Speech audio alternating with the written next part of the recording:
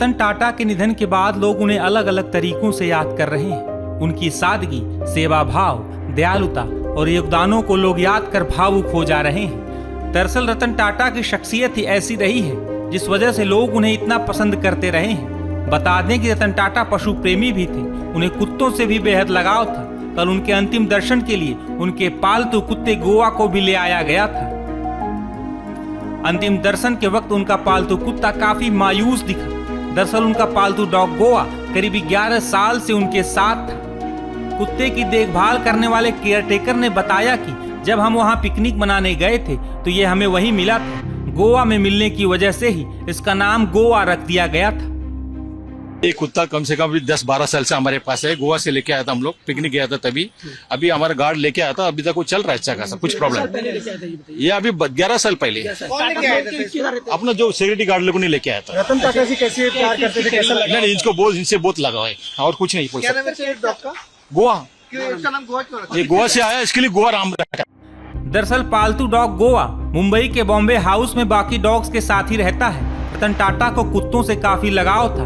एक किस्सा ये भी है कि बीमार कुत्ते की देखभाल की वजह से ब्रिटेन के तत्कालीन प्रिंस चार्ल्स से रतन टाटा नहीं मिल पाए थे।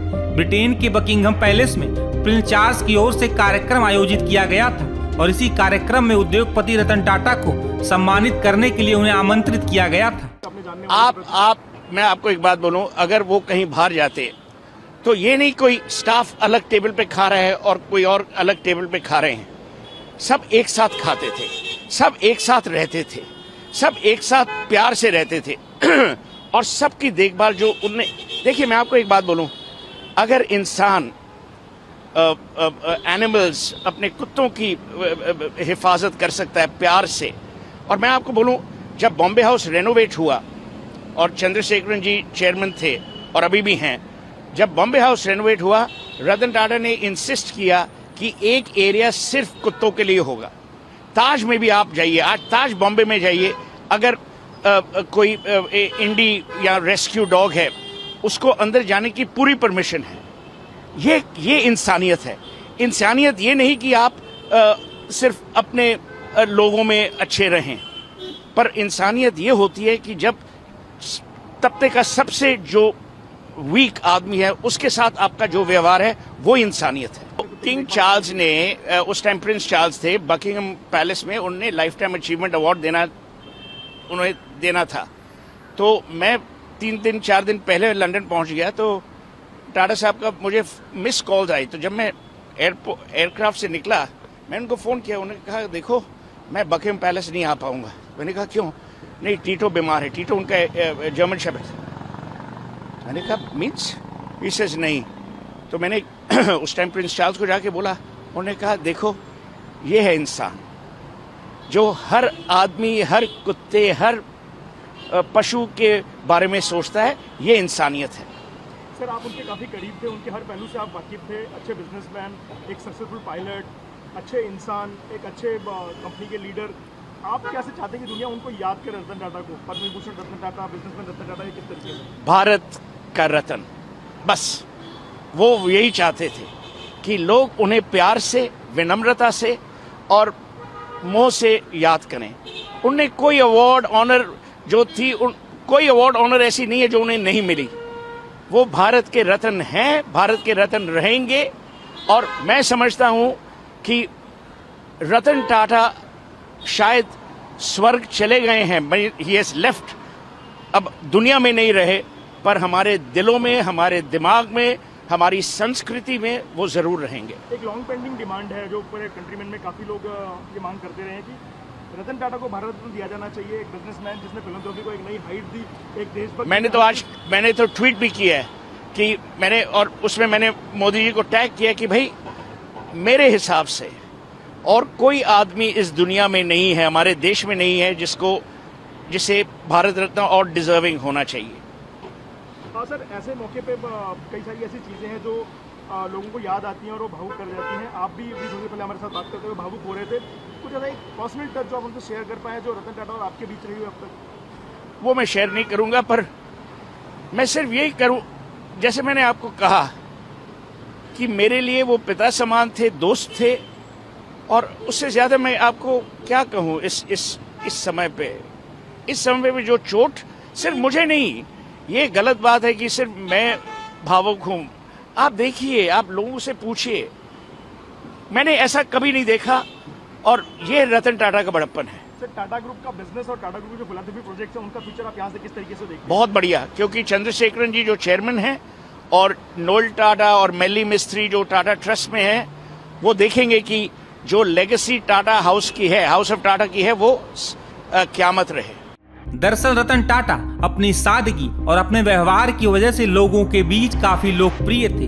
कल अंतिम दर्शन करने पहुंचे लोगों ने बातचीत के दौरान रतन टाटा को लेकर कई किस्सा सुनाए। इस दौरान तो कई लोग भावुक भी हो गए। क्या कहना चाहेंगे, इनका जाना, इनका देहांत होना कितनी बड़ी उन क्षति है? गरीब लोगों के लिए बहुत बड़ी क्षति है। उद्योगपतियों के लिए तो है ही है, मगर उन गरीब लोगों के लिए बहुत क्षति है जो कमजोर तबके थे, उनकी बहुत मदद करते थे। हमारे घर कानपुर उन्नाव जिले गए थे तो वहाँ जहाज उतारे थे, उन्होंने कहा था यहाँ हम पार्क बनवा देंगे। कौन से साल की बात है? ये हो गया 7 साल पहले की बात है। तब अखिलेश यादव मुख्यमंत्री थे, वहाँ उनके साथ गए थे, मुख्यमंत्री भी थे। तो उन्होंने कहा था यहाँ पार्क बहुत बड़ा बनाएंगे, 48 करोड़ रुपया आपको देंगे हम लोग। मगर विडम्बना ऐसी है कि फिर मुलाकातें नहीं हो पाई।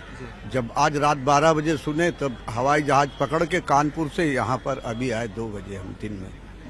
हाँ, तो आपको लगता है कि इनका जाना एक ऐसी क्षति है जिसको जाना उद्योग जगत को क्षति है, उन गरीब लोगों को महान क्षति है जो आम आदमी थे, जिनकी वो मदद करते थे। और भी लोगों से बात करते हैं। सर, आपका शुभ नाम? किरीट सूरती। आप यही मुंबई के हैं? हाँ, या मैं मुंबई का हूँ। ओके, क्या कहना चाहेंगे सर, ये कितना बड़ा लॉस आप देख रहे हैं? क्योंकि ये न सिर्फ एक इंडस्ट्रियलिस्ट के लिए एक बड़ी आइकॉन थे, यूथ आइकॉन के तौर पे भी जाने जाते। देखिए,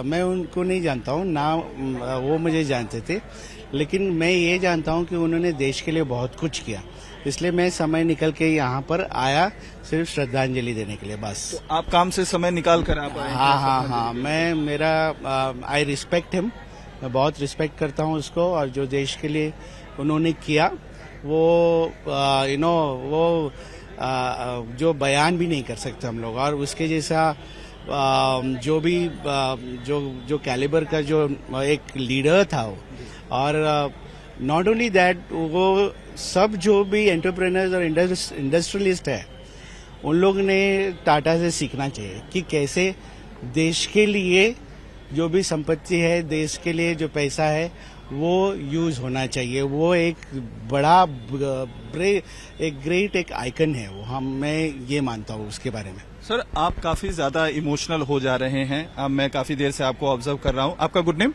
मेरा नाम संजय है। आप यही मुंबई से हैं? हाँ, मुंबई से हूँ, मैं टाटा ग्रुप एम्प्लॉई हूँ। क्या कहना चाहेंगे सर, क्योंकि हम ये मानते हैं कि पूरा देश जैसे उनके लिए एक समान था, खासतौर पे टाटा ग्रुप्स के जो लोग थे उन्हें वो अपने बच्चे की तरह ट्रीट करते थे, हर मुश्किल जो भी कोई घड़ी होती थी हमेशा उनका साथ देते थे। तो आपको इस समय ऐसी कौन सी चीज है जो सबसे याद आ रही है उनके जाने के बाद?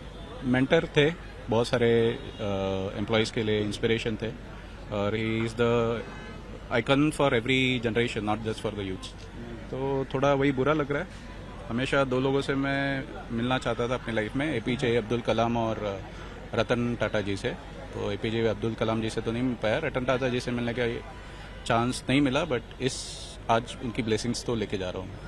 तो इस तरीके का माहौल आपको लगता है कि पूरे जो टाटा ग्रुप्स है उसमें होगा? क्योंकि जब ही उनकी तबीयत खराब हुई थी, हॉस्पिटल में एडमिट होने की बातें सामने आ रही थी, तभी आप लोगों को चिंता इस बात की थी कि उम्मीद थी कि शायद वो बाहर आ जाएंगे, क्योंकि वो उनका रेगुलर हेल्थ चेकअप इस तरीके से होता था? He was ageing, I think he was 86। My father also died just few months before. So ये तो एक जर्नी है, कंप्लीट करनी होती है, बट बहुत ही अनफॉर्चुनेट है इस सिचुएशन में आके उनको देखने का मौका मिला, बट उनकी ब्लेसिंग्स तो हम लेके जा रहे हैं फॉर श्योर। किस तरीके से सर हेल्प करते थे? क्योंकि रतन टाटा हमेशा जो है कहते थे डाउन टू अर्थ रहते थे। उन्होंने अपनी इतनी सारी प्रॉपर्टीज तो रही, लेकिन अपने पास कभी कुछ नहीं रखा। आम जनता के लिए, देश के लिए हमेशा से उन्होंने अपना सर्वस्व दान दिया। आप किस तरीके से देखते हैं? एक्चुअली उसके Ratan Tata was my inspiration. That's the reason मैंने टाटा ग्रुप ज्वाइन किया था, और कई सालों से उनके साथ जुड़ा हूँ। और simplicity is the one thing which I think everyone admires.